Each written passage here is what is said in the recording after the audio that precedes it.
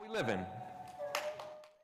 We got a light crew in person tonight, but I like it. If you don't want to move to the front, don't be scared, don't be shy. You can move up a little bit if you want to. You don't have to, but we're going to go ahead and get started. And I know that traffic.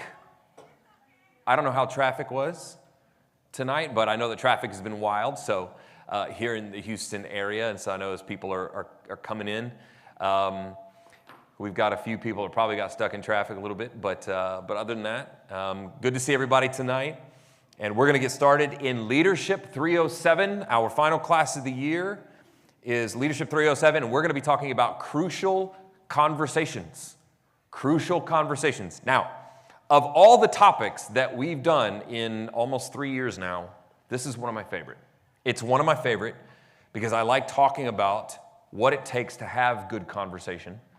And as human beings, one of the most important things we will do with one another is learn how to find understanding and meaning as human beings. Because as we communicate, we almost take for granted that, say, Sean and I are having a conversation, we almost take for granted that you and I know what we mean when we use certain words.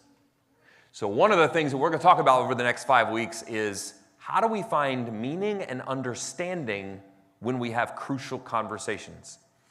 And then we're gonna do one of my favorite activities, which is, and Maria Wiggins knows, we're gonna actually do some role play over the next 5 weeks and have some fun interactions, conversations like you're in a workplace or like you have a romantic relationship or a friendship. How do you have really important, crucial conversations in life and do it well? So I'm gonna give, over the next 5 weeks, I'm going to give what I think is a good structure for having a crucial conversation, an important conversation with somebody else. Because I think there's some ways that we can practically do it, and I think there's some ways that we can learn how to set ourselves up well to have good conversation. And so, if you don't have the book, there is a book called Crucial Conversations. You can find it on Amazon. It's anywhere between $16 and $18 paperback. It's called Crucial Conversations. And you're welcome to go anywhere you can find your favorite books or on Amazon, and you can order the book. We're going to be focused tonight on chapters 1 and 2. But I just want to say, as we dive into this, this is an essential part of being human. It's an essential part of professionalism. It's an essential part of our personal lives. And so we're going to do some real dive in. Tonight we're going to talk about defining what an actual crucial conversation is. And then over the next few weeks, we're going to talk about starting with the heart and the emotions of having a crucial conversation, having important dialogue, when it matters most, when it's heated, when the stakes are high, and when something has to be done. And then after that, the last 2 weeks, we're going to focus on the practical. How do we actually structure a conversation? Because a lot of times, if we're being honest, a lot of times we get into crucial conversations and we go, how do I even start this conversation? Slap the guy. Yeah, you could slap the guy. Harold. It doesn't work well. No, it doesn't end up with good results. It's not what we're looking for. But a lot of times we as humans go, man, how do I even start a conversation that we know, can we be honest, it has to be had. Certain conversations you got to have, professionally, personally, certain conversations you just know you got to have. That's what makes them crucial. So the question is, how do we actually begin a conversation that puts us on a good level playing field, a level place with the person we're having a conversation with, both emotionally and, can we be honest, with dignity? And then how do we define terms and set the rules for the conversation from the very beginning? So I've got a couple of ways that I've learned have been great because I think one of the most important things is the first 2 minutes of a conversation. How do you start it? What do you say? And how do you set up the conversation to be productive and to go well? And this isn't the only way over the next 5 weeks. It's not the only way, and we'll even chime in. We'll even contribute. I want us as a group to contribute. Those of you online, thank you for watching from wherever you are in the world. On behalf of Pastor Joel and Victoria Osteen, thank you for joining us. My name is Pastor Jeremy, and my lovely wife Tara is back there on the computer. She's online with everybody that's online. And Ruby, our coordinator, is online, and I know we have some of our team, Stephanie and some others, that are online as well. And so we just want to say thank you for joining us. And if you want to be a part of this Leadership 307, come join us the next 4 weeks after this week. So this week and the next 4 weeks in a row, every Thursday night at 7 o'clock Central Time, Houston time, we're going to be talking about crucial conversations. And I know that we're going to get to one of the big questions that everybody has. How do I actually do it? How do I actually have a really important, maybe even heated, very emotional, and high-stakes conversation and make it effective? So let's pray, and we'll get into it. Father, we love you. We thank you for the opportunity to learn and to grow. We know that you are the one who gives us the ability to communicate. And we want to do it well. We want to honor you. We want to honor the dignity of another human being. And we want to be effective in this world. And so teach us, give us wisdom and knowledge and understanding on how to bring order with our words, how to bring order with conversation, how to bring order in a way that helps other human beings to flourish. That's what we want. We are made in your image to represent you and express your image in the world. And we want to do it, be your ambassadors to express your character and nature correctly. So help us learn how to have good conversations in our professional life, in our personal life, that benefit us and those around us. In Jesus' name, amen. So I'm going to start with this question. What is a crucial conversation? We're talking about the book, Crucial Conversations. What is a crucial conversation? What does that even mean? And how do we distinguish between just shooting the breeze, having a chat, having a normal personal conversation, say with somebody we love, a family member, a spouse, a friend? How do we distinguish what are and what are not crucial conversations? And so I'll put it to you. If you're watching online, you can put it in the chat right now. Give us what your thoughts are on what are the variables? What are the marks of a crucial conversation? You can yell it out. Go ahead. Conversation with a teen. A conversation with a teen, with a teenager. A conversation with a teenager can be very crucial. That's true. That is very true. Where there's something really at stake. Where something is really at stake. Thank you, Harold. Thank you, Robert. These are important marks of a crucial conversation. One of them is that it's high stakes. It's high stakes. There's a lot at stake. This is going to cost somebody something somewhere. Serious, important. Yes, serious, important conversation. Good. What else? What are some other marks? Critical. Good. I like the last word there, emotion. Emotion. Emotional. Life-changing. A crucial conversation can be life-altering. At the hospital. That's a good point. You never know when and where you will have a crucial conversation. And here's the thing about crucial conversations. They don't have to be an hour. They can be 3 minutes. If you've ever had somebody, I remember when I was 15 years old and I got fired from McDonald's. We were talking about jobs earlier. And I got fired from McDonald's. That was a crucial conversation. Lasted about 30 seconds. My manager came in and said, "You're fired."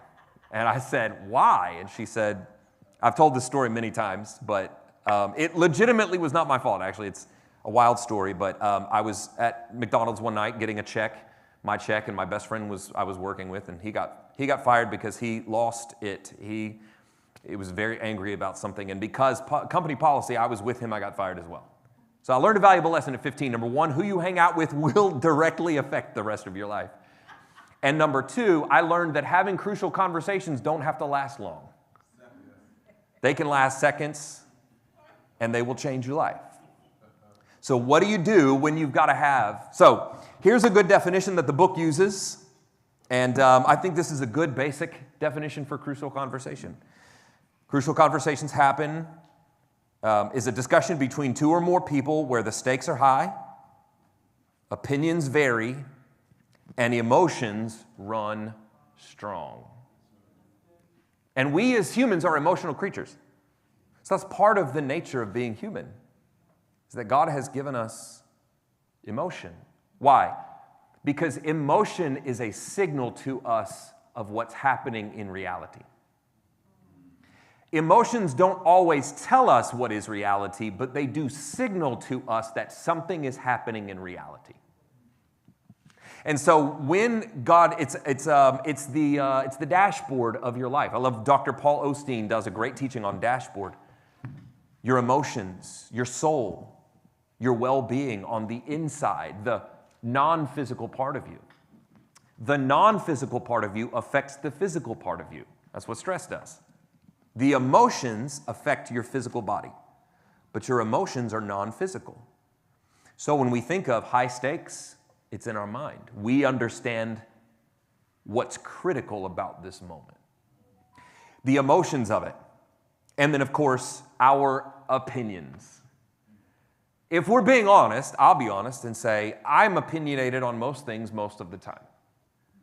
Every now and then you'll catch me without an opinion on something. But I like to think through and formulate an opinion on anything in life. Because, why live if you don't have an opinion on stuff? You know what I'm saying? Why exist as a human being? If you don't have an opinion on, Just to bring peace. Like, just be peace. Just be peace. You don't have to have an opinion on everything.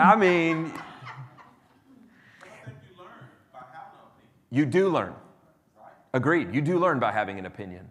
Yes. And I think this is what's beautiful about tonight's discussion is when we define what a crucial conversation is, we can, what the goal of tonight's class is in the first two chapters is to just simply say, what is a crucial conversation? And when we know it's coming, whether it's hours or days or weeks ahead, or we realize it in the moment, this is a crucial conversation. What it does is it actually helps us to prepare ourselves, which next week we're going to talk about starting with the heart, which is pre-preparing, pre-deciding how you're going to handle crucial conversations. But also what it does is it helps us to say, I'm in a moment where I've got to share an idea and somebody else is going to share an idea with me, and am I willing to understand? Which is the opinion part of it. Because sometimes you never know when you have a strong opinion about something. Can we be honest? We get in a moment where we're like, why did I get heated about that? Sometimes you don't realize how much you can be opinionated about something until a little pressure is applied. But I think it's important for us to actually identify and mark what is a crucial conversation. So here's 4 things that the book gives. Number 1, giving honest feedback to someone you supervise. Everybody in that boat? Ever had to have a crucial conversation with somebody you supervise? And you know it might hurt their feelings? Or it might bring up emotions that make them uncomfortable or make you uncomfortable? The second one, addressing performance issues. Number 3, clarifying miscommunication with another leader or another person. Clarifying miscommunication, I have found, is a lot of life. Well, you said this. I know, I didn't say it well. I should have said it like this. Or somebody goes, you said this, did you mean that? And you're like, yeah, I meant that 100%. I meant it just as I said it. Because, can we be honest, sometimes we live in a world of vague. Some people beat around the bush. I remember I was having a conversation with somebody one time and they said, people think I'm offensive because I'm clear. And in a world that is vague, and sometimes, let's be honest, sometimes we live in a world where people want to be liked. When you are clear, it's not because you're trying to be offensive or aggressive, it's just you're trying to be clear. And sometimes our society can take clarity for offensiveness. And I'll say, I'm not offensive, I'm clear. I'm clear on my boundaries. Can we be honest? You have a conversation with somebody at work about your boundaries and they get offended. They're like, how dare you? And you're like, no, my boundaries are clear. My boundaries are clear. Yes, sir.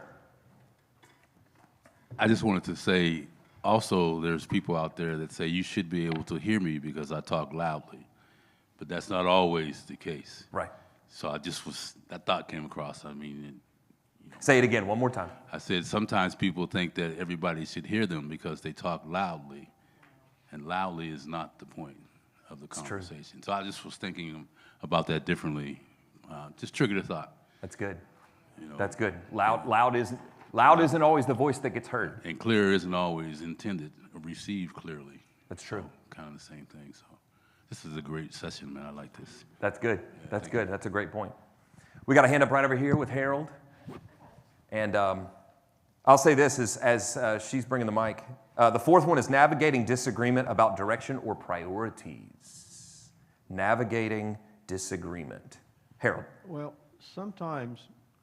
Is it on? I don't know if the mic is on. Closer? Okay, There we that's go. good. Sometimes talking softly with soft words, okay, you can be very clear, and people do not always get it. Right. And so, I think Christy understands. and so. You're and right. And the other side of it, talking loudly with clear words, people don't always get it. It's true. So where do you end up in a spot where when you start down that road of talking clearly, Yes. people actually hear you? Yeah. That's a question mark. Yeah. So when you say here, and I'm going to practice this, No, when I say here, I really mean understand. understanding. Yes. I mean, because the whole conversations should be about, conversations should be about understanding, Yes. okay? And trying to find some sort of common ground, Yes. okay? And then sometimes you take that next step and you compromise, Yes. sometimes. Yes. But you don't have to, Agreed. okay? I love that. And I think you're teaching the notes for me. And I like it because we're about to go that direction. And I think it's important for us to understand when conversations fail, it's not because of the emotion. It's not because of the emotion. You can have great emotion and even be heated in a conversation and not talk past one another. But what you're saying is brilliant and it's spot on. And it's the question of, is there understanding in the conversation? Regardless of how soft or loud or how clear people are speaking. One of the great questions that, and I'm not great at it, but I like to try to practice it, is to say, you just said this. Do you mind if I ask you, what do you mean when you say this word? What did you mean when you just used that phrase? Because I'm thinking something that you may be thinking differently. And I think you're spot on to say one of the most important, and people sometimes in conversations, I love debate, by the way. I love debate. Some people don't like debating. I love it because I think it's a fun way to communicate with humans to really understand. But there's a form of debating in every human conversation, whether you realize it or not. And it's clarifying semantic differences. Semantics is the slight difference in how we use certain terms.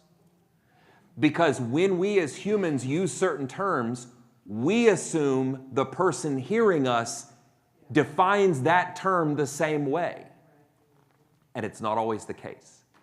So when people go, it's just semantics, I'm like, semantics matter when stakes are high. What did you mean when you said this? What did you mean? That's an understanding question. A great word is love. Yes, exactly. A great word is love. What does that mean when you have a conversation with somebody? Because people go, man, we should love one another. And I'm like, yeah, absolutely. What do you mean when you say love people? What did Jesus mean when he said love people? See, these are semantics that we really, as human beings, this is all of communication. We'll get there in a second. This is all of communication is, what do you mean when you say this? Because, listen, if it's high stakes and it's a crucial conversation, the risk of offending somebody is built into the conversation. That's part of being human. We are not exempt, Bianca. We are not exempt from the possibility of offending somebody. Because sometimes we use words that person may be, let's use the word triggered. They may be triggered by it. They may have had something in their past where somebody used that same term. And you don't mean it, but it affects them. So I think the point of understanding, Harold, is brilliant. And I think that's why we're establishing, what do we mean when we say crucial conversation? And then, how do we come to an understanding and lay out the groundwork before we actually get into an opinionated and sometimes heated exchange? Because it will help us. All right, here's what I'll say. Why we fail sometimes, not all the time, why we fail at crucial conversations. In high stakes moments, our biology can work against us. And Bria can show it on the next slide, is when our biology works against us, this is what happens. Adrenaline floods the body, and we get into fight or flight mode. The adrenaline pumps through the body, and our adrenaline is alerting us that something is high stakes. Something is about to be emotional. And what happens is it puts us in a position where we either go violent or silent. That's most of humanity, maybe all of humanity. And this is why coming up in the at least next week, we're definitely going to talk about starting with the heart.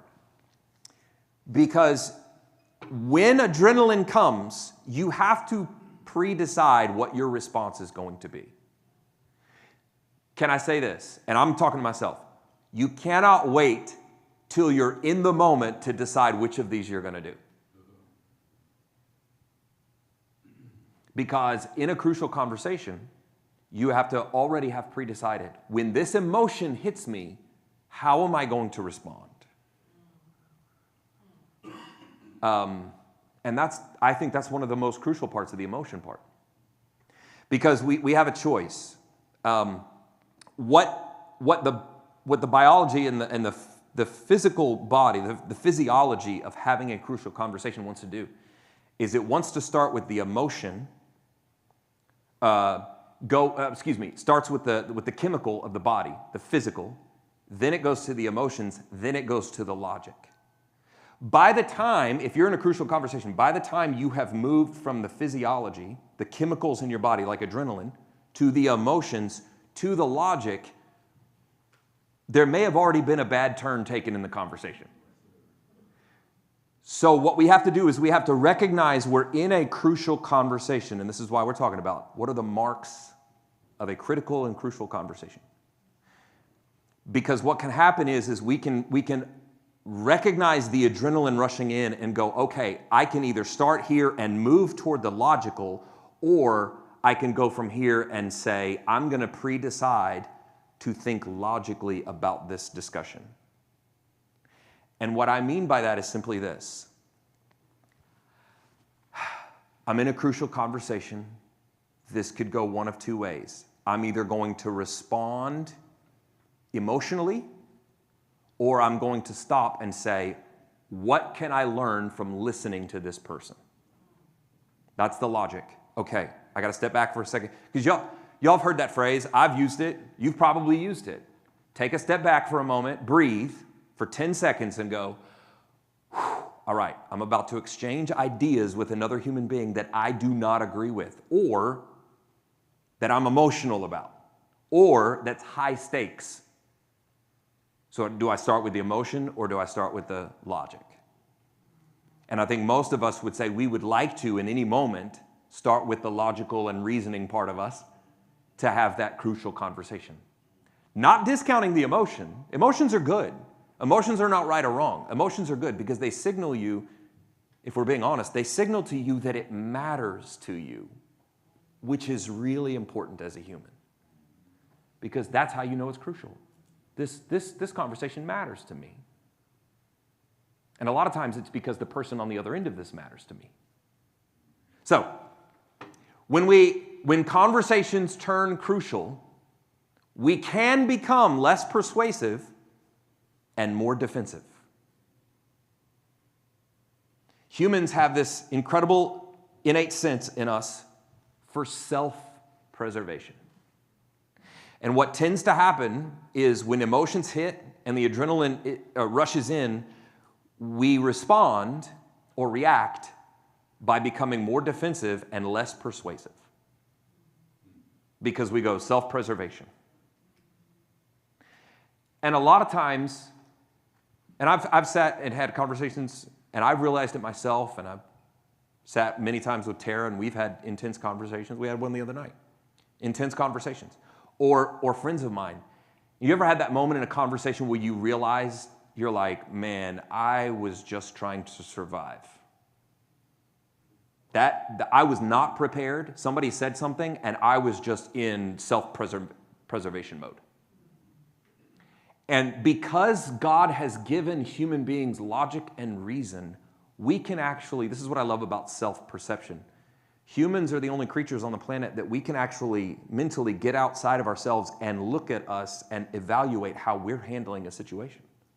This is the brilliance of the way God's designed us. But in doing that, we can actually see how we're responding to any given moment. And we can step back and say, okay, this is crucial.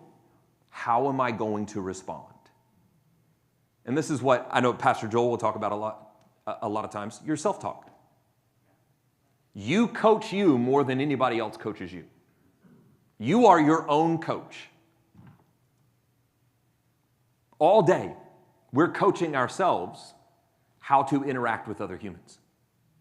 And we do that in many different ways. So as we're talking about this, just remember, there's different ways to respond. The fight or flight they talk about in the book is sometimes, we can become less persuasive and more defensive. And so it's recognizing a crucial conversation and then already having had pre-decided, how do I want to respond in a moment like this? One of the great ways that we as humans can respond is by listening and really trying to understand where the other person's coming from. Why are we having this conversation is a big question. Why are we in the middle of this? Why are we about to get into it? Why am I sharing my opinion? Why are you sharing your opinion? Why is this high stakes? These are important questions for us. The third point that I want to talk about tonight is dialogue, the path to mutual meaning. Here's one of the key principles in the books, and I love this. Dialogue isn't about winning. Dialogue is about understanding. Dialogue is the free flow of meaning between two or more people. Dialogue is the free flow of meaning between two or more people. That is what Harold said earlier and what all of us have echoed. Understand. There's two things that human beings crave: to be loved, to be understood. All human beings have a desire to be loved and understood. I think they go hand in hand. I think part of loving somebody is understanding them, listening. But to be loved and understood is a great dignity to the human heart. So when you get into a crucial conversation, we must, and this is why it's important for us to earmark what a crucial conversation is.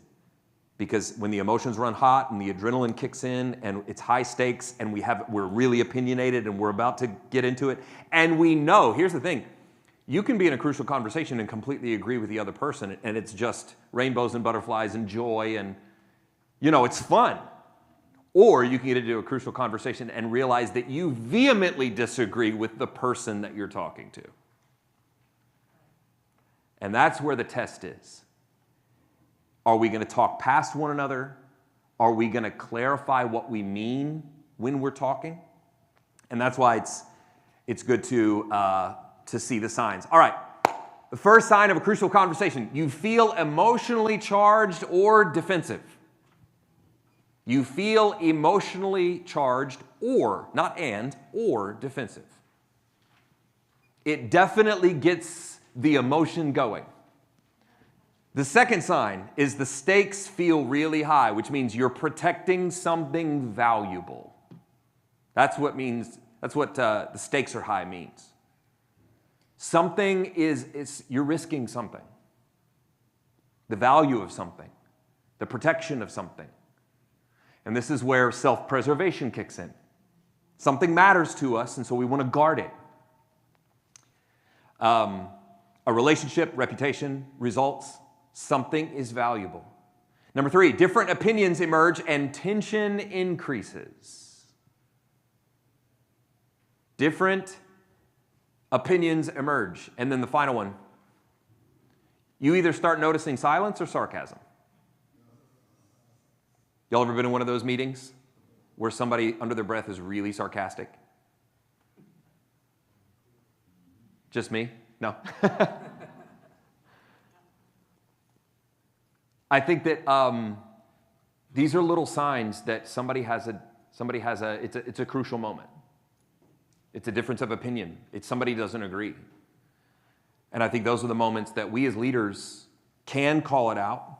It's not always the best to call it out in the moment. Sometimes it is best to call it out in the moment, if we're being honest. If you're working with a team and you're in a meeting that's a really important meeting and it's high stakes, and you can hear somebody, it's good to say, hey, I think so-and-so over here doesn't agree.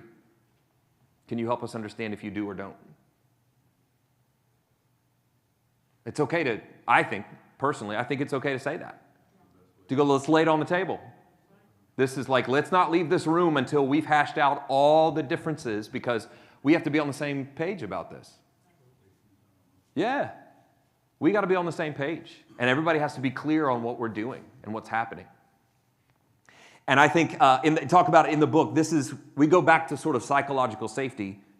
This is one of those moments that as leaders, if you can create that environment where people feel safe to speak up or feel safe to disagree publicly, not in front of everybody, but in front of a group of people that are a team, that's a good thing to have as a leader. That means that you have set up the environment to listen. If they feel,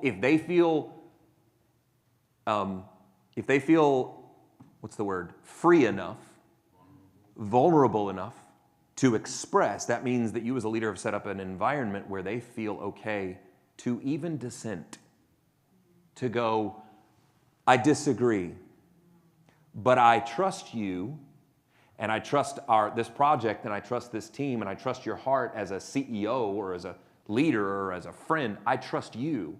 I disagree, but I trust you. I know that your motive is pure. So even if I disagree, we can hash out the disagreement. Now the question becomes, when it violates your values.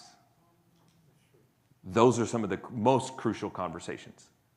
When you think that a decision being made violates your personal values, then what do? We'll get into that. But again, how to recognize when a conversation becomes crucial. By the way, the notes are on Planning Center at Church Home. So if you're on the Church Home app and you go to the resources section, I've put the class notes for tonight, and we will put the class notes in each week moving forward. And this is in there as well. On our next slide, we will see George Bernard Shaw. The single biggest problem in communication is the illusion that it has taken place. The single biggest problem in communication is the illusion that it has taken place. And I'll go back to what I said about debating earlier. This is one of those basic fundamental things about debate. If you ever study debate in high school or college, or if you've ever watched it, you can actually go on YouTube if you want to and just, quick little 5-minute video. They'll show you what are the basics of debating. And I only say that and bring it up to say not all of us like debating, but there's some really fundamental things about communication that happens in debates. And one of those is clarifying semantics, clarifying meanings, clarifying the actual words that we're going to use. And what happens sometimes in a crucial conversation is that doesn't take place because the heat brings everybody right to the intersection of ideas instead of clarifying. And sometimes you can, as Harold was talking about, you can talk past one another and not even realize it. And then you leave the conversation and go, I don't know what that person meant when they said this. And that's why they talk about this in the book is, have we actually communicated, or do we have the illusion that we've communicated? And one of the things that I like to do, just because I love conversation, I like talking with other humans in dialogue, but I'll ask somebody, I'm like, what do you mean when you say this? What do you mean when you use that term? Because I have a picture in my mind of what I think it is. I'll use one. Maybe not every. Most big business, corporation, small business, churches that I've ever seen, one of their major core values is excellence. And the first question I always have is, what does that mean?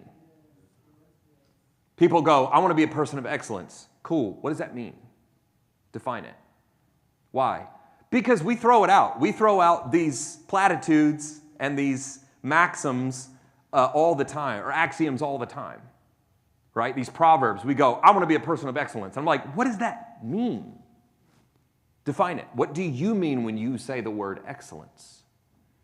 What do you mean you want to be a person of high character? What does that mean? So when we get into really important conversations, either professionally or personally, it's the same practice. What do we mean when we say this? What do these words mean? We have a mic. Thank you, Sharon. Thank you. With that said, in defining that, I think, I love this statement, but I think one adjective is missing. The single biggest problem in effective communication is the illusion that it has taken place. Good. Because communication is happening. We're exchanging, but is it effective? That's good. So that I just thought of that at that moment because, again, our very definition of communication is not clear. Right. We communicated. What does that mean? Yes. So was it effective? What was the outcome? I think kind of determines that. That's a great point. Because we could just exchange words and say that we communicated. That's a good point. Yes, sir.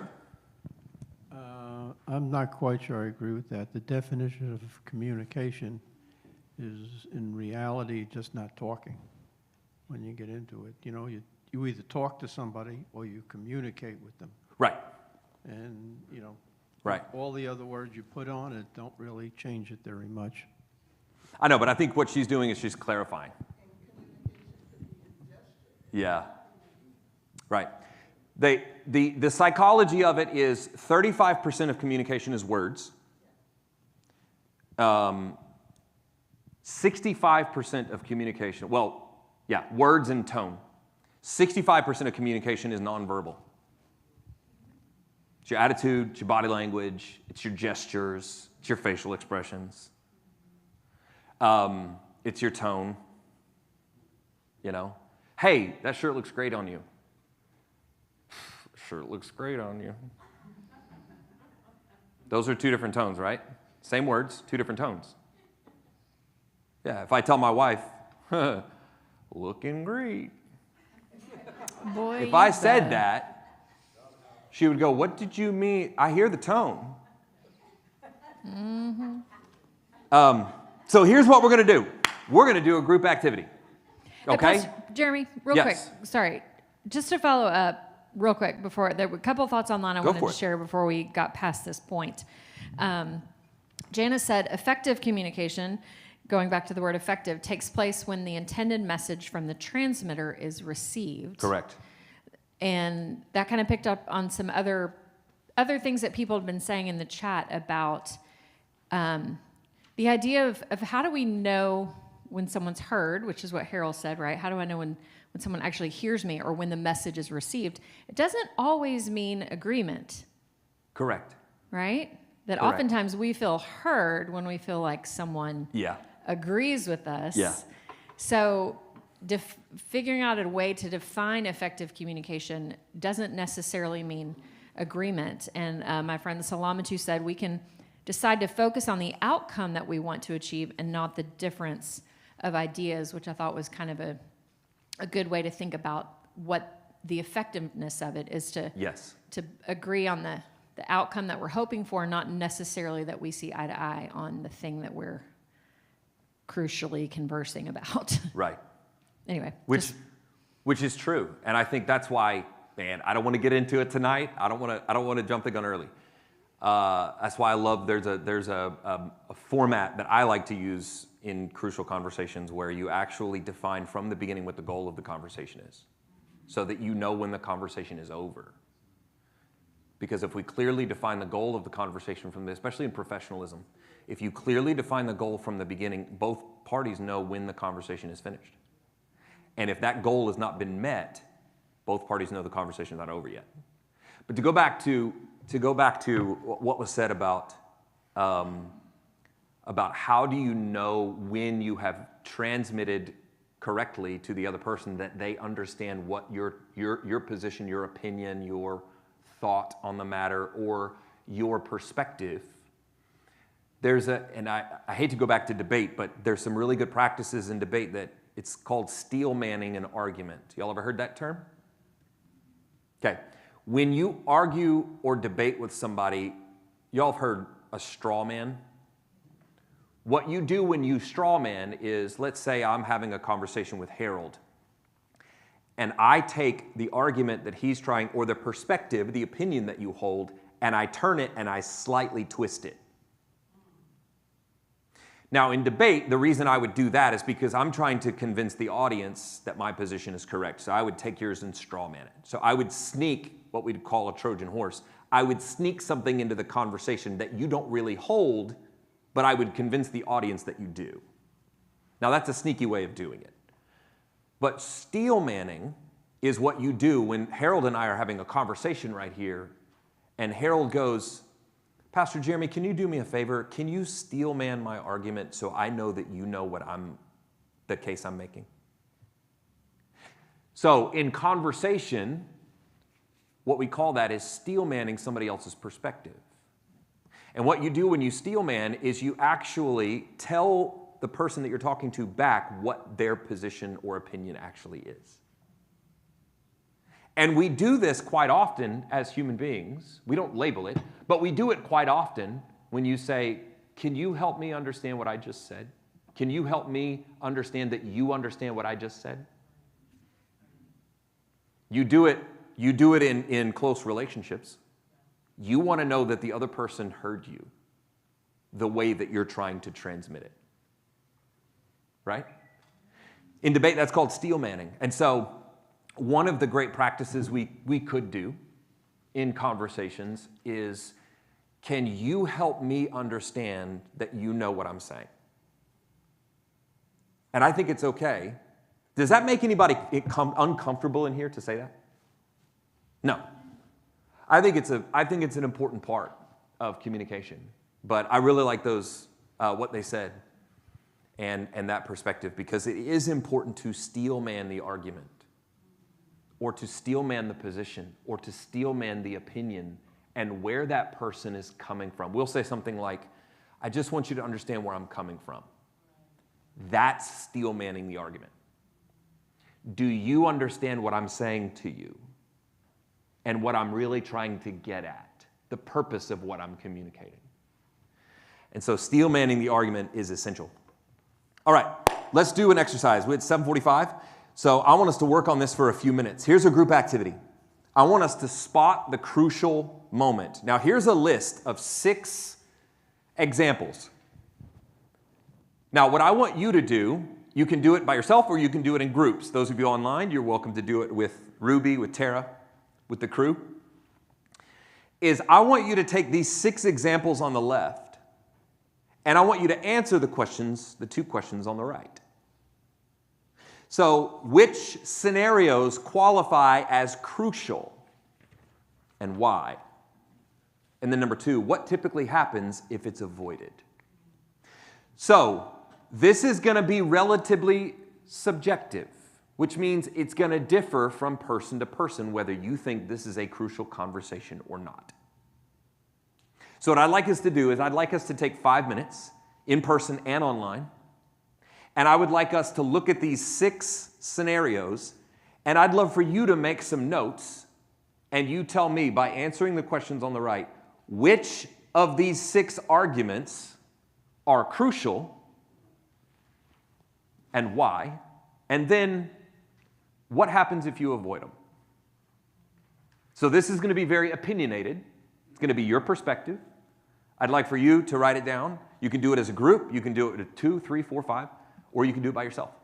And those of you online, would love for you to chime in and answer these as well. So the 2 questions that you're going to answer are the questions on the right. Which scenarios qualify as crucial conversations and why? And what typically happens if it's avoided? And so I'd love for you to take 5 minutes, read these 6 scenarios, and then figure out if you put them in the category of crucial or not. All right? Let's take 5 minutes now, and we'll come back and report back.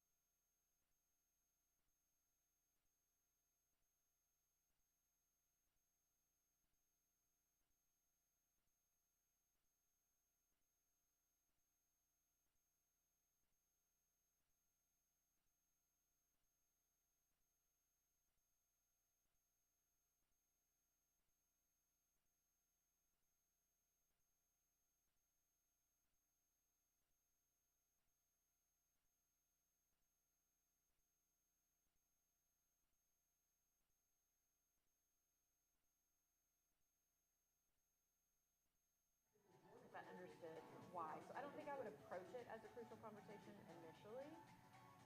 I think that how their reaction to it could turn it into a crucial conversation. That's my opinion. If they are like, you know what, you're right, I've just not been taking it seriously, or if they get defensive or get some background information, I think that would kind of turn it into a crucial conversation. What would happen if we avoided it, right? If we didn't deal with this issue? I mean, they probably just keep showing up late, which, again, it depends. It depends. Yep, they will continue to show up late. They will. You're absolutely right. All right, let's move on. Let's go to number 2. 2 team members are arguing about how to run a project. Is that a crucial conversation? Ruby? Is that a crucial conversation? Yes, Ruby's not in her head, yes. Ruby's got, we got some insider info here. Yeah, I would say that's a pretty crucial conversation. What would happen if we avoided that conversation? I think that you're going to have dissension on the team, right? You're going to have, especially if they're teammates that are team members that are working on a small team together. If you disagree and it's a large team of people and you're not working closely with this person, and what you're disagreeing about isn't crucial to the business or crucial to the success of the project, maybe not. But I would say, yeah, maybe you couldn't finish the project.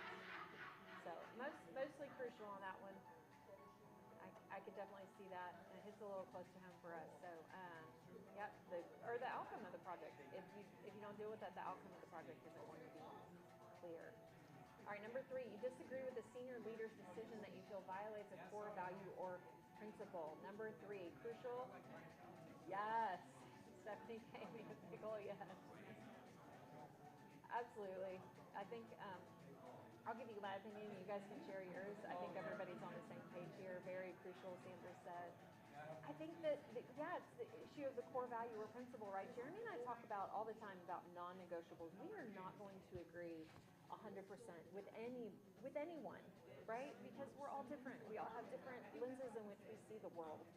But we have some non-negotiables that we hold to, that when it comes to who we work for, where we work, what we're asked to do, you know, what we believe, there's some non-negotiables that are worth fighting for.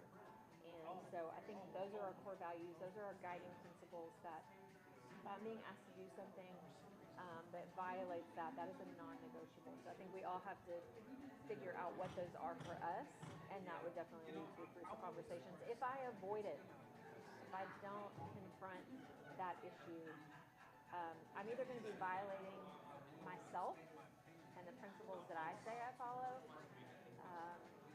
and be hypocritical, right? I think, or I just don't align, and now I'm out of alignment and not in unity with, you know, with my boss, with the people I work for. Exactly, Janice said, you'd be living inauthentic, you would not be living authentically. Future interaction would not be the same. Domino effect, absolutely.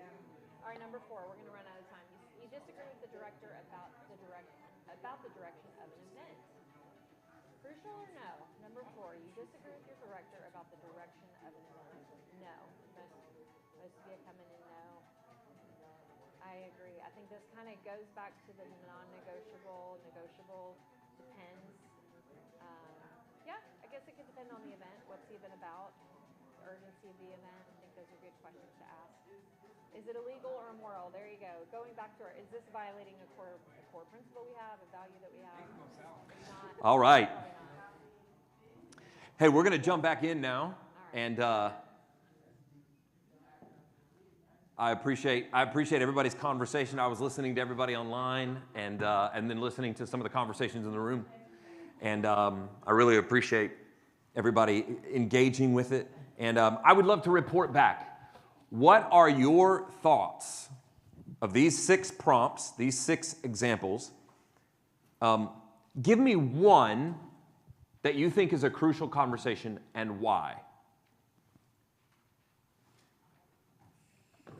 Number 3. All right, we got a microphone right here, and right up front. Oh, so sorry. Thank you, ma'am. Yes. I say 3. Number 3 was a crucial conversation. Why? My point of view is basically when someone's going to violate, you know, my core values. It can be my faith. It can be certain issues, say regarding my family or my heritage or whatnot. And I feel like, you know, we have the right to speak up. Yeah. And if we don't, then the problem will persist and get worse. It can get worse, you know, to where the point that you don't have a say-so. Right. So that's how I feel about that. You know, I don't feel comfortable anyone telling me I'm not allowed to, what I can believe in. Right. You know, whether it be God or, you know, certain things that I know deep down in my spirit, how I feel about that situation. Yeah. So a violation of your boundaries, which is your core values or principles, Yes, sir. elicits a crucial conversation. Yes, sir. The idea of respect. Yes. I like it. All right, who else? Who else? Crucial conversation. Harold, right here. Which number do you think is crucial for you? First of all, I think every one of those are crucial, Okay. but that's, okay. Pick one and let me have it. I'll give you one and let you have it, okay. You disagree with your director about the direction of an event. Okay. That's definitely crucial. And really what the offshoot of that is that if you disagree and you can't come to some sort of compromise by understanding each other, you're not going to do all that well in preparing the event. Right. You know, you're going to sort of potentially badmouth it along the way. Right. You know, and so for a successful event, if you're working on it and you have you need to agree on it. It's good. Somehow. Otherwise, you should be somewhere else, or he should be somewhere else. Yeah, you disagree with your director. Thank you, Harold. Yeah. You disagree with your director about the direction of an event. You're right. There's got to be some sort of compromise there, because at some point, if you're on a team, you're communicating the vision. At some level, you're communicating the vision, which means buy-in is essential for a team. And if you're not bought in, how are you going to influence your team to be bought in? That's good. Over here. Okay. Let's go. I'm sorry? Yeah, Okay. go ahead. First of all, Harold, this group supports you on all of them being important. all of them. Yeah, all he of them said being crucial. All being crucial. I would look at 5 and say someone makes a sarcastic comment in a meeting about your leadership style. I think that's important to get to because there's something underlying that. If they're bold enough to make that statement, whatever it might be, there's some real issues. And if the environment's right, then it can be addressed at that time. And if it's not, it goes back to what I was saying earlier. There's some real underlying resentments and leadership issues that surface from that behavior. So if that's the case, because we all understand in leadership, sometimes things are made public. You're not trying to have really deep, crucial conversations, especially one-on-one. You're not trying to have them publicly. But sometimes if comments are made publicly, do you deal with it publicly? You've done this. You've worked in this field. Yes, well, I think it's important to discipline behind closed doors, Right. and compliment in public, Right. And the reaction from me to that would indicate more about what's really happening, I think. If it's a high level conversation, and let's say it's a company, it's a C-suite executives. These are all grown adults. They're all grown adults. Let's say there's 6 of them in a room. You having that conversation if the sarcasm comes out? Most definitely. I probably would too. Yeah. If it's public. Yeah. Because in that room are who you're paying the highest money to in your entire corporation. That's I right. would assume you're having that conversation immediately. Yes, sir. To go, hey, what's the issue going on? Yeah, that would be a red. Because these are break the big time. decision makers. Yeah, no doubt about it. Yeah, I like it. Online. All right, so our online family and our in-person family may need to have a crucial conversation because we disagree. Okay, good. I like it. Let's do this. So most of everyone online said that they think number 4 is not necessarily a crucial conversation. Okay. That it depends. We've got some depends, right? Is it immoral? Is it illegal? Yeah. Right, when we're talking about the direction. But here's the thing. We're allowed to have disagreement. Not every disagreement calls for a crucial conversation. We can have unity without uniformity. Yes. Right? And if everything is a crucial conversation, then nothing is a crucial conversation. So we have to agree to disagree sometimes. You stole my line. I know. You That was stole just my I've line. been listening. Everything is valuable, nothing's valuable. Yeah. No, it's true. And I think we're making a, if I can say it, a crucial point here. You're welcome, Paul. Making a crucial point here that we'll get to in a minute. Siobhan. Not Bianca. Thank you, Tara. Siobhan. Thank you, Tara, and the online audience for that, because that goes back to what you said just a minute ago, that you could disagree with someone, but you know their heart, you know where they're going, Agreed. right? So you could, I agree with 4 that a lot of these are depends too, but if I don't agree with the direction someone's going, but I know that their heart is right, I trust them, then okay, then I may not want to have a crucial conversation with that. And I like, if everything is crucial, it's not crucial, it's almost like highlighting in a book. Right. You highlight everything. I mean, come on. Yeah. You highlight, you're bringing out the. If everything's sentimental, nothing's That's sentimental. right. I'm a big fan. Yeah. So it's you do have to choose what is important and what's not, what's crucial and what's not. And I thank you for this exercise, because it lets us hone in on that. Right. Because when it affects you, then it's crucial. If I want my opinion made, it's crucial, right? I mean, but I think we're getting to the main point of these first 2 chapters, which is what they talked about earlier about the adrenaline. Mm-hmm. These are clear markings of your own psyche. What I mean by psyche is your soul. Your own insides are telling you if this is crucial or not.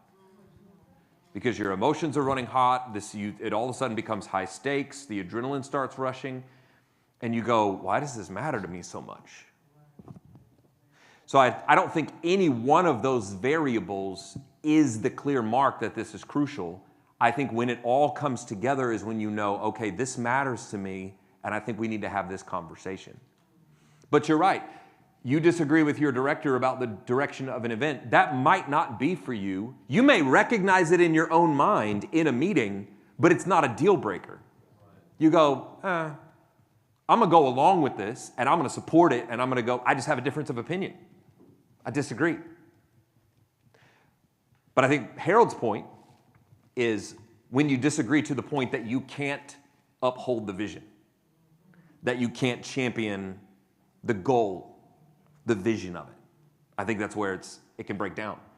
But I think this is really important because, again, one of my favorite sayings of all time, important comes in two sizes, yours and mine.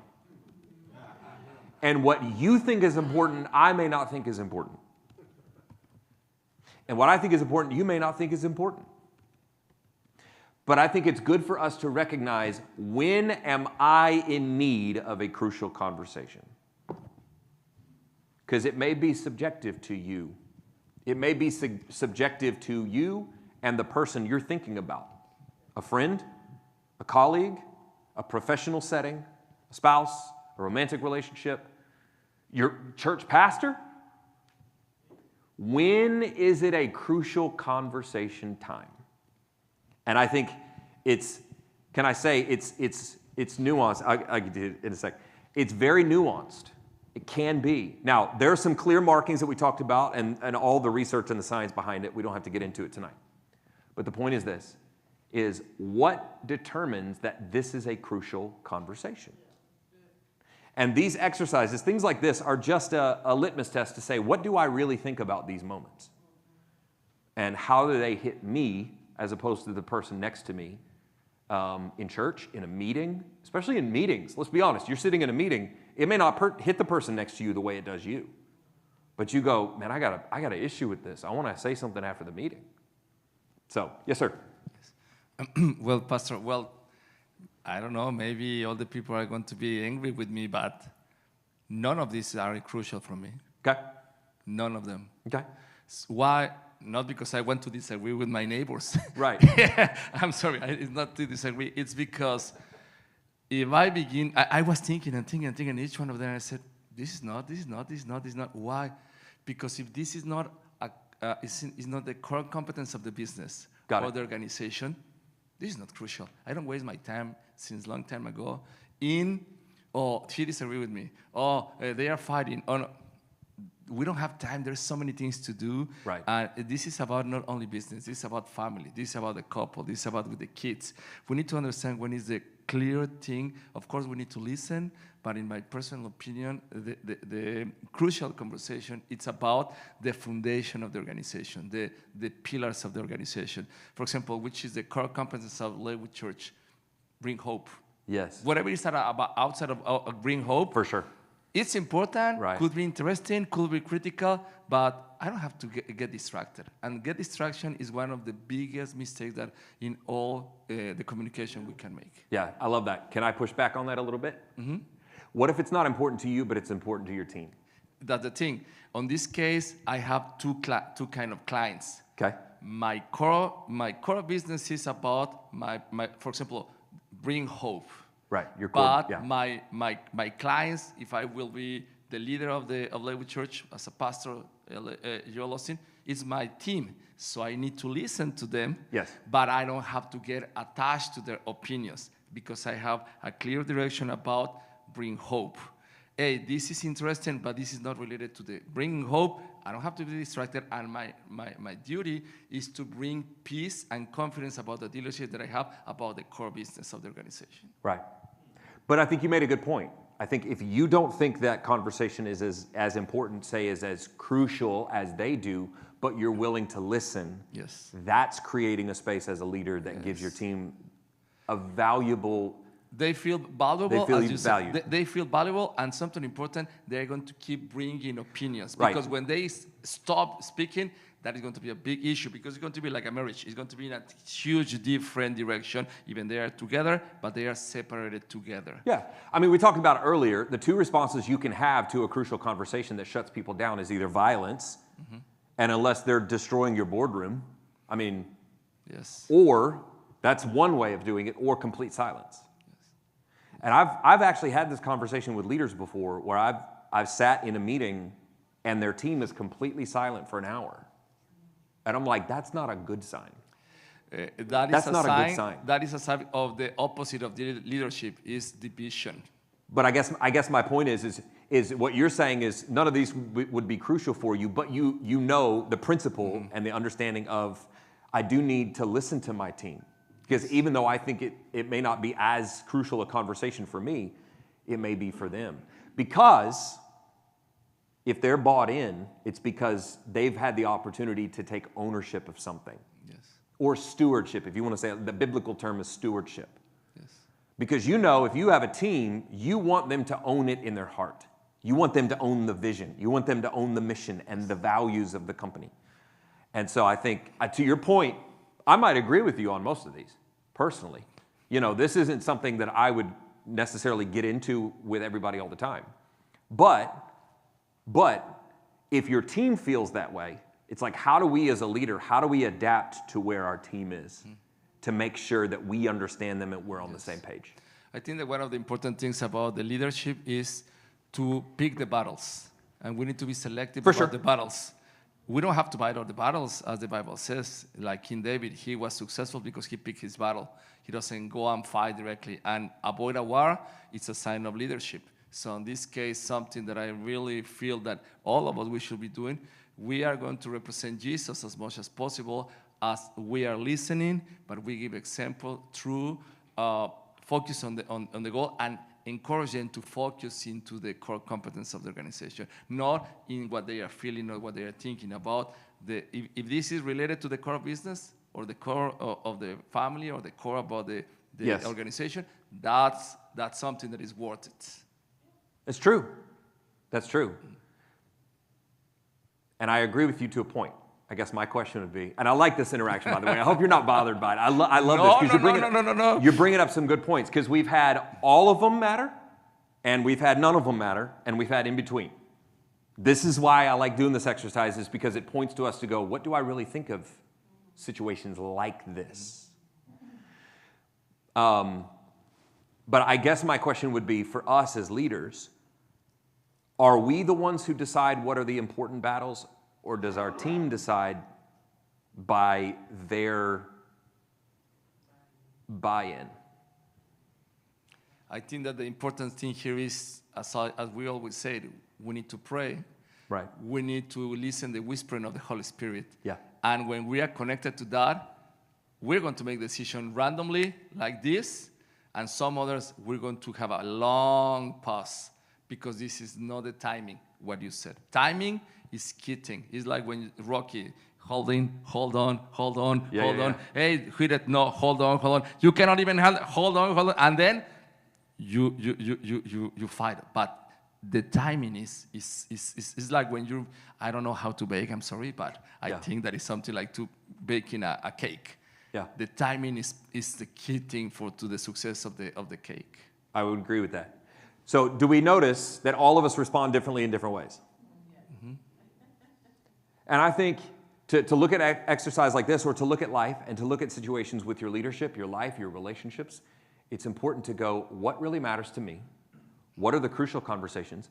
And what are the crucial conversations to the people closest to me?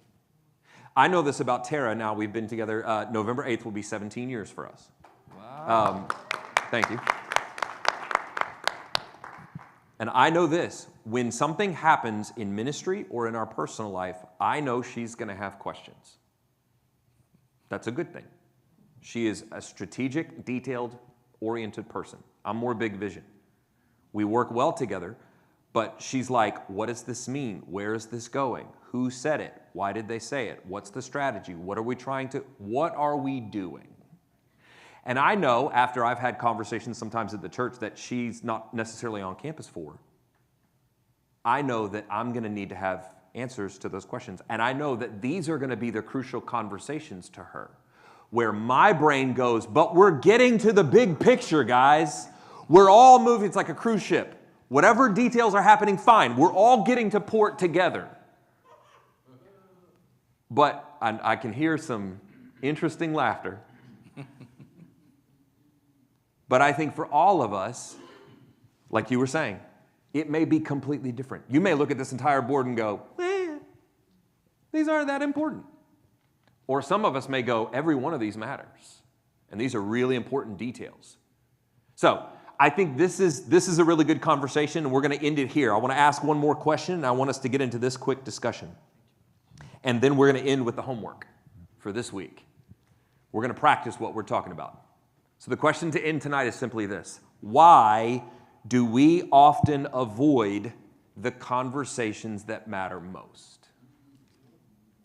Why do we often avoid the conversations that matter most? Those of you online, you're welcome to put in the chat now. Why do you think we avoid sometimes the most important, crucial conversations? What is it about us as humans? Is it fear? Insecurity? Is it pain? Triggers? Indifference? Trauma? Rejections? Procrastination? All of the above. Multiple choice, E. Accountability. Okay? Yeah, they come Go online. They come with responsibility. They come with responsibility. Someone else said they require action. Oof. Accountability, responsibility, yeah. We gotta own it. If we have a crucial conversation with somebody, we know we have to own something in that conversation. Which means we may have to change or grow, which is painful. That's what growth is. It's discomfort. I used to lie in bed when I was in middle school, and my body was physically, I'm 6'5", so my body was physically growing. And I was growing, and it was awesome, and it was very healthy, and it was painful. I could feel my knees. I could almost hear my knees at night growing. But that's part of it. You go to the gym and work out, you get super healthy, but there's pain involved. It is uncomfortable. What else? What are some other reasons? Accountability, responsibility, pain, triggers. To be courage to take the challenge to speak. Confidence, courage. Sometimes we don't know. Uncertainty. We want to be certain in life sometimes. We want to have control of how things will turn out. So if I can avoid this, it'll stay as it is. If I get into this, it could change, and it could change for my bad. But what if it changes for our good? What did you say?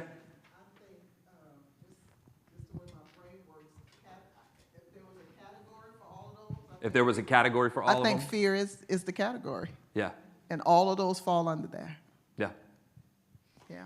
It's very true. Mm-hmm. It's very true. Even procrastination. Yes. Procrastination really is rooted in a lack of confidence, of fear. Mm-hmm. Where it's, I don't know that this decision is going to be good enough. I don't know that I'm going to be good enough. I don't know that my plan's going to be good enough. That's right. I'm worried about the outcome, so I put it off. I put it off. Yeah. Control fear. Because sometimes people go, man, procrastination is laziness. I'm like, I think it's rooted in something. Because when you're confident, man, you can step out and do something quick. I would say. Hold on, just a sec. She's got one more thought. It could look like laziness. It can. It could look like laziness. Right. And that's, I'm going to go back to Nick's message that he preached that Sunday. He said that the servant that had the one talent that buried it, Yep. he wasn't lazy. He was afraid. He was afraid. I was was afraid fearful. that you were a He was strong, you were a that's strong right. taskmaster. So it could mask as these other things, but fear is that when you get down to the root, it's that fear. It's that That's fear. good. Yeah. That's good. We got a comment right up here. While she's bringing the mic up, Jeremy, let me just add a few from online. Go for it. Marie said that you might not want to know the answer. Ooh. The fear. I can say I relate to that. You might not. Can You we be honest? Sometimes the truth is important, but sometimes the truth is jolting. Because we live in a perception of our own mind, and when something changes that, and we realize reality is different than what we assumed, sometimes it's painful. Lydia said, because we know it could end a relationship. I recently experienced and had to make a hard choice to have a crucial conversation that I knew was possibly going to end a relationship, and unfortunately did. It did. And she also said, we aren't positive that we're right. Maybe we're not sure if we're right. Is it worth fighting for if we're not sure if we're right? Self-preservation. I have to be, my perspective has to be correct. That's a form of self-preservation. And can we be honest? We all do it as humans. Because as humans, we believe that our perspective is a good and healthy and correct perspective of the world. And that's why it's hard sometimes to change that, is because you go, well, I think mine's the right way, or at least a right way. So I like it. Thank you, babe. Yes, sir. I'll say, it's especially like with older generation, older people, they've already been, like they say, I'm set in my ways. Right. I'm set in my ways. This is the way I was taught. It's either my way or no way, Me running my business, I started getting that mindset where people were doing work for me, and if they didn't do it the way I do it, it would upset me. Right. And I was like, I might as well just do it myself. Why hire people? A lot of times, people don't want to step out of their comfort zone. Yeah. They want to stay where it feels comfortable because they're afraid. They have no, the faith. Their faith keeps them in that level in life, and they don't want to step out because they're afraid they're going to mess up. Yeah. That's how I was, but that's how you learn when you mess up. Yeah. That was my mindset. I think one of the things, if I can pull on that thread for a second, I think a big one for us as human beings is not just the idea of what if my way of doing it is not right? Exactly. What if my way of doing it is actually failing? Because then what we do as humans, we can tend to do this. We go, well, it's not that the business is a failure, it's that I'm a failure. And I'm a bad person. Mm-hmm. Can we be honest? That's a lot of times that foundational root of it is we fear that at the root of it, it's not that I have a fundamental disagreement with my director, it's the fact that I'm a bad person. Yes. And the enemy will come in and try to lie to us about, it's not that you disagree, it's that you're a bad person and you don't know what you're doing. And one of the greatest fears we have as humans is, I don't know what I'm doing. But what's hilarious is, it's not hilarious, but it's true, and that makes it funny, is that my buddy Ryan Leake, great leadership motivational speaker in Dallas, he coaches, he has a coaching business, and he coaches a lot of CEOs, NBA ball players, just a lot of people, coaches, football teams. He was at my Florida Gators football facility a couple weeks ago. I'm a big Florida Gator fan, and he was there, and he was motivating the team. And he told me this. He said, you would not believe how many high-level CEOs of billion-dollar corporations I sit with and coach. And the one thing they all say that they have in common is, I'm terrified that people will find out I have no idea what I'm doing. Yes. And he said, that's the biggest thing I hear consistently. And I think that part of it is like, if I get into a crucial conversation with somebody and I realize that my perspective probably needs to change, that means that I'm A, either a bad person, or two, I don't have any idea what I'm doing. And I can't risk, honestly, I can't risk that. Because in my own mind, that's where the insecurity can come in. But I think, and I want to end here, but I think this, when our identity in God is set, it does not make the process perfect. It never will until Jesus returns. but it will help us to anchor our heart and soul and identity not in our performance or our perfect perspective on the world, but in the fact that in humility we can continue to learn and grow. That we can be valuable to the people around us by listening well. And in life and in leadership, that's one of the most important things about having a crucial conversation, and this is why I said it, we'll talk about it next week, about preparing the heart is, how do I, in a crucial conversation at the very beginning, how do I set myself and the other person up well? By choosing to say, I want to understand, not win. I want to understand, not win. If we go in, and I love to debate. I like arguing. I have to be careful online. And I'm telling you, I'm being vulnerable for a second. I have to be very careful online as a pastor at Lakewood, because I want to get into it with people all the time. And I have to draw that back. It's one of the greatest temptations, because I want to defend. I want to defend my own pastor when critics come calling and be like, you have no idea. You have no idea what this person's life is really like. So I have to train myself. But I say all that to say tonight was just an opportunity for us to say, God, I want my identity to be based in you. And I want to understand my value and worth according to who you are and who you've made me to be. And then outside of that, be willing to have crucial conversations to learn, listen, grow, and understand first. And let's be honest, when you get in a crucial conversation, somebody is going to have to end up being right. But here's the thing, and Tara and I had a great conversation the other night about this. It's not about who's right, it's about what's right. And when you get into a crucial conversation, if you live in a world where I have to be the one that ends up being right at the end of this conversation, it may go bad.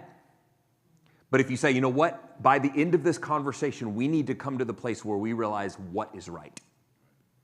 And I think some of these situations can help. Some of these situations are examples about how you sit and talk with somebody and go, regardless of who is right, what's right is most important. What's right is that we have unity, that we're on the same page, that we have vision, that we have values, that we have mission in leadership or in life, in marriage, in business. We're on the same page. Amen? Amen. So I would challenge us tonight. Why do we often avoid the conversations that matter most? I think fear is one of the roots, if not the main root to a lot of that. But if we come to it with a humility like Jesus and say, you know what? Whether I'm right or not, what's right is going to be the most valuable thing. Because I know in my own marriage, and I talk about marriage a lot, but in my own marriage, if I get into a conversation and I'm worried about who's right, we both lose. If I care about what's right, then we can not only win as a team, but I can win the other person. That's my goal in a crucial conversation, is to win not only the outcome of this for all of us, but the other person. Sometimes it doesn't always work out perfectly. That's human nature. And sometimes people leave companies and they leave teams and that happens. But it's what is the mindset going into a crucial conversation? And when we recognize that it's crucial, how do we respond? So I want us to think about this week. Here's the homework for tonight. And I apologize, we've already gone 20 minutes over. But I really love the conversation, so thank you for staying an extra 20 minutes. Chapters 1 and 2, let's identify one upcoming or unresolved crucial conversation in your leadership life, personally or professionally. Just identify one conversation that you haven't had yet in your life. Identify one conversation that you know you want or need to have that you haven't had yet. And then answer these three questions. Why it matters. What are the stakes? Number 2, what emotions arise when you think about it? And number 3, what typically keeps you from addressing it? What's kept you from having that crucial conversation? If anything has. Maybe you go, just availability. It could be that. It could be something as simple as I just haven't had time, or the other person hasn't been available.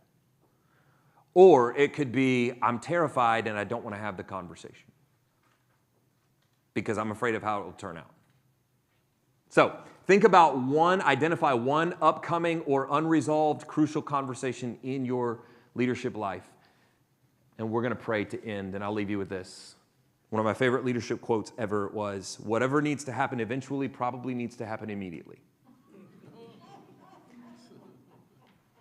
And I say that to say some things we put off because we're afraid. And I have learned, I don't know about your own experience, I have learned the vast majority of the time in life, it turns out way better than I assumed. And then I go, I wish I would have done this a month ago. I wish I'd have had this conversation 6 months ago. I wish I would have talked about it earlier. So my prayer is that we would find confidence, humility, and confidence in God to say, you know what? God, you control my future, so I'm willing to have those crucial conversations when they're needed. Amen? Let's pray. Father, we love you. We thank you for the opportunity to come together as your people and just share wisdom together. None of us have all the answers, but Father, you do. And we're grateful to be at a church that allows us to have this space to have really important dialogue. And Father, I pray for all of us watching online or in person that we would just recognize the humility that you've given to us, that is a fruit of your Spirit inside of us. And Father, I pray that we would be reminded this week that we are rooted and grounded. Our identity is rooted and grounded in you. That you're the one who controls the outcomes. You're the one who controls our future, our promotions. You're the one who controls those things. And so, Father, help us to be empowered this week to step out in confidence, however big or small we think they are, to have a crucial conversation. And Father, I pray that we would, as your word says in Matthew 5, that we would be peacemakers. That our crucial conversations, above anything else, would bring peace and order to the world. In Jesus' name, amen.